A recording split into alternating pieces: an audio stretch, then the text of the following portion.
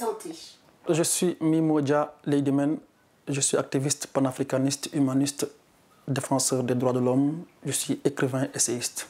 Pour vous, c'est quoi l'Afrique? Et je vais vous surprendre. Pour moi, l'Afrique n'est pas un continent, ça c'est faux. L'Afrique n'est pas un continent, l'Afrique est un pays. On pose le plus souvent cette question et la réponse est toujours constante. L'Afrique, ce n'est pas un continent. L'Afrique, c'est un pays parce que nous sommes tous des Noirs africains. Nous avons les mêmes cultures, les mêmes traditions, les mêmes valeurs. Nous sommes les mêmes peuples. Nous avons été balkanisés pour dire que nous sommes un continent. Nous ne sommes pas un continent, nous sommes un pays avec des valeurs, avec des principes, des totems, des tabous et beaucoup de choses. Pour moi, l'Afrique, c'est un continent très très jeune, très très dynamique, très très riche, mais très très appauvri, très très maintenu dans la pauvreté extrême, abyssale, par les puissances coloniales, impérialistes, françaises, européennes, chinoises. Pour moi, l'Afrique, c'est la misère dans sa profondeur, mais c'est une misère imposée. Pour moi, l'Afrique, c'est la joie, c'est la prospérité. Et c'est un tout petit peu l'ignorance voulue. Pour moi, l'Afrique, cette ignorance est voulue parce que notre histoire a été remodelée, refaçonnée pour plaire à d'autres peuples, pour que nous soyons maintenus dans la pauvreté. Et je crois que vous êtes journaliste, vous en êtes témoin. Le peuple africain lit moins parce que nous sommes, malheureusement, c'est une vérité, moins instruite.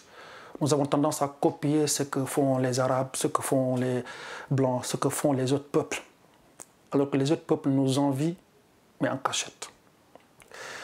Pour moi, l'Afrique, au jour d'aujourd'hui, c'est la renaissance de ses cendres.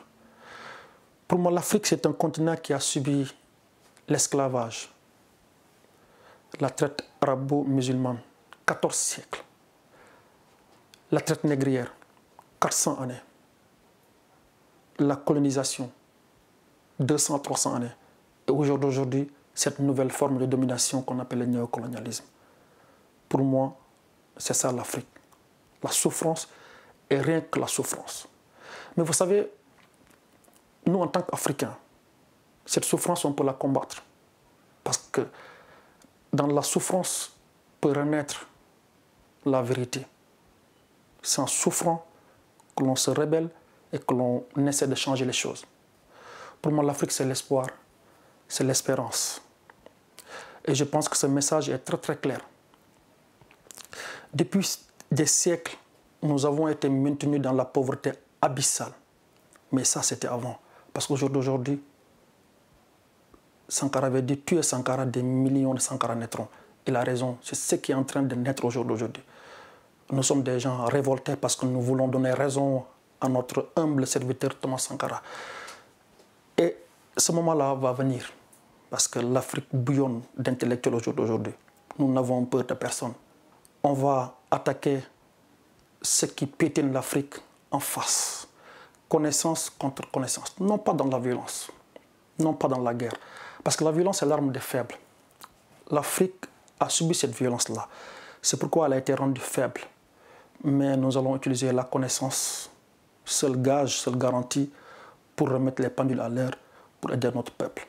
Nous sommes en train de faire un grand travail d'éveil de conscience. C'est vrai que nous, à ce moment-là, on sera peut-être décédé parce que, vous savez, la vie d'un homme, elle est courte.